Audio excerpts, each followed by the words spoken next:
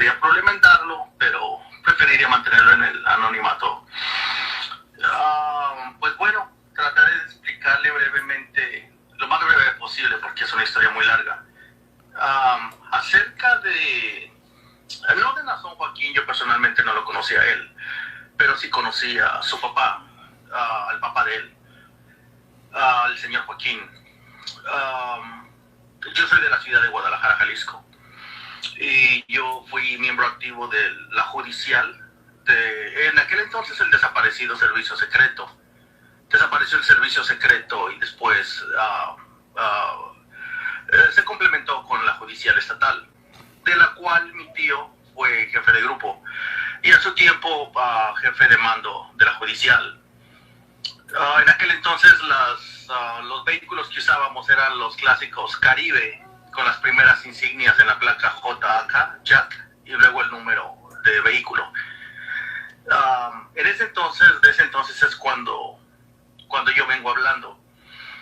Fui parte de esta corporación por casi 2 años aproximadamente, y pues bueno, tuve que dejar no solamente la corporación, sino que dejar la ciudad por causas de mi seguridad y de mi propia vida, pues estaba bastante difícil la situación para entonces. La historia se remonta, ¿cómo es que conocí yo al señor Joaquín? En aquel entonces, mi tío, el que era el jefe de la judicial, solo voy a llamar como Juan, o Juan Mario, era su segundo nombre, Juan Mario. Este personaje era muy respetado dentro de la esfera política y policíaca por su posición como jefe de guardaespaldas del presidente Portillo y amigo personal de Negro Durazo. Solamente con esos nombres identificarán qué clase de personas me refiero. Para este entonces, yo estaba totalmente ajeno a lo que era la corrupción, pues apenas empezaba yo a cumplir la mayoría de edad. No sabía yo lo que eran las esferas corruptas dentro del gobierno mexicano. Tuve que conocerlas de una manera, pues desgraciadamente, muy desagradables. Siempre mi intención fue ser parte de la fuerza pública para pelear contra el mal, pero sin darme cuenta el mal estaba dentro del mismo gobierno, del cual mi tío era partícipe.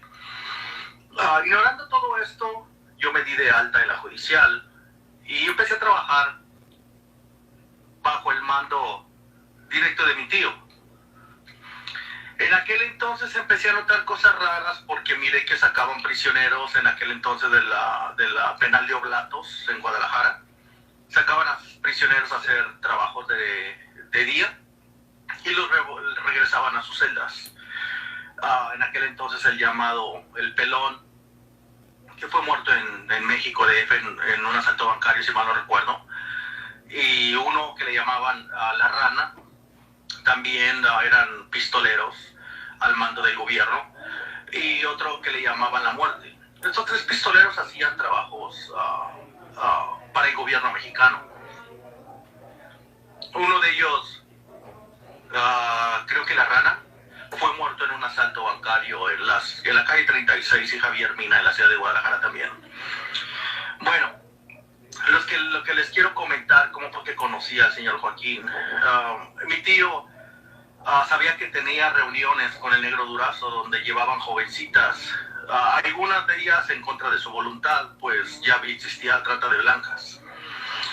Y en una ocasión mi tío me mandó a dejar algunas bebidas a ese lugar. Fue cuando conocí personalmente al Negro Durazo. Y en ese entonces conocí a Joaquín, estaba en una de esas reuniones. Yo no sabía quién era Joaquín. Yo solamente pues identificaba rostros, pero no conocía a los participantes, de los cuales habían gobernantes también de Guadalajara. Quizás el mensaje no lo voy a hacer muy extenso, voy a grabar 2 o 3 mensajes, porque es muy extensa toda esta información. Sucede que en una de las fiestas que tuvieron, cuando yo entré a dejar las bebidas, lo que habían pedido, miré que habían varias jovencitas menores de edad, la mayoría de ellas, y que había exceso de todo, de lujos, de extremos, de comida, alcohol, drogas. Y ahí estaba el señor Joaquín. Me tocó verlo en 2 ocasiones, en una de ellas involucrado en la fiesta y en la otra iba de salida. No sé cuánto tiempo duró ahí, pues las fiestas se extendían hasta horas de la madrugada. Lo que les quiero comentar es de que se hicieron algunos trabajos. En uno de ellos fui testigo cuando el señor Joaquín pagó a los servicios judiciales para que callaran a una persona. Cuando digo callar a una persona me refiero a matarlo, a desaparecerlo. En aquel entonces no había grupos delictivos como los hay ahora, porque el único grupo delictivo que gobernaba la zona era el mismo gobierno, y ellos se encargaban de limpiar la zona. Entonces el señor Joaquín en una ocasión me tocó ver cuando él pagó en aquel entonces 25,000 pesos por callar a una persona, la cual no la conocía este señor, pero sí supe cuando lo levantaron. Y él fue uno de los que en aquel entonces tiraban a un río en una barranca que hay en Guadalajara. Él fue uno de los que el señor Joaquín pagó para que pues lo callaran porque estorbaba en la obra. Lo que les quiero contar es de que este señor pues pagaba los servicios del gobierno y asimismo el gobierno pagaba a los pistoleros para que ejecutaran los trabajos. ¿Qué le quiero decir? Que el señor Joaquín estaba involucrado con el gobierno y con trabajos sucios y ocupaba el mismo gobierno y a los pistoleros de para quitar a quien le estorbaba en su vida diaria, en su vida secular. Fue así como yo me entero de que prácticamente este señor estaba involucrado. Yo no sabía que se llamaba Joaquín, yo solamente le conocía la cara y él era conocido como el profeta o el pastor. A veces se referían a él como el profeta, a veces como el pastor, pero la mayoría de veces se referían a él como el profeta. Yo no sabía quién era, pensé que era un apodo, pero nunca pensé que era un líder religioso.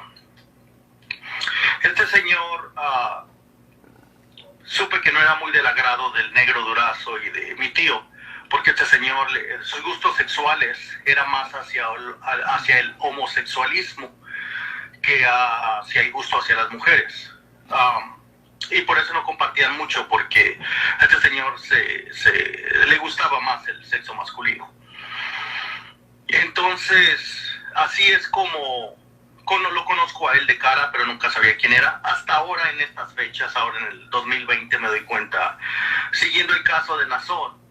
Para mi sorpresa, pues, era el papá de Nazón, el que estaba involucrado en estos negocios turbios de la entonces extinta Servicio Secreto o Judicial Estatal en la ciudad de Guadalajara.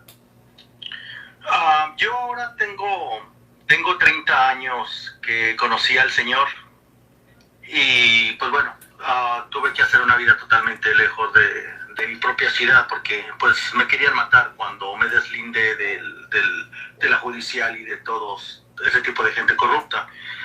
Atentaron contra mi propia vida y me vi forzado y amenazado y forzado para dejar mi propia ciudad. Fue como emigré a Estados Unidos. Entonces, lo que les quiero decir es de que esta secta no es solamente lo que se conoce de sexualismo, corrupción, fraudes, sino que va más allá. Hay asesinatos de por medio donde este señor fue lo que le llaman en inglés el mastermind de todo esto, el cerebro. No sé cuánta gente desapareció, cuánta gente mató, pero sé que este señor ocupaba los servicios muy, muy seguido. Desafortunadamente, les soy sincero, me duele mucho porque estoy seguro que en la luz del mundo, en esta religión, en esta secta, hay mucha gente de muy buen corazón y gente íntegra que con todo su corazón cree en Dios, pero han sido engañados. No digo que todos son malos. Yo me atrevo a estar seguro de que hay gente muy buena dentro, con sentimientos muy nobles, pero desafortunadamente están siendo engañados.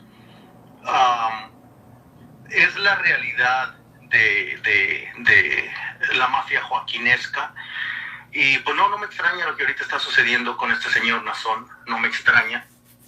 Y le repito, a mí no me contaron, yo lo miré, le puedo decir que yo involuntariamente mismo fui partícipe al ser parte de la judicial, pero pues bueno, es la realidad de las cosas. Y pues bueno, hermano Gamaliel, ahí le dejo esta breve información. Si tiene alguna duda y tiene mi información, y pues puede hacerme cualquier pregunta, estoy a sus órdenes.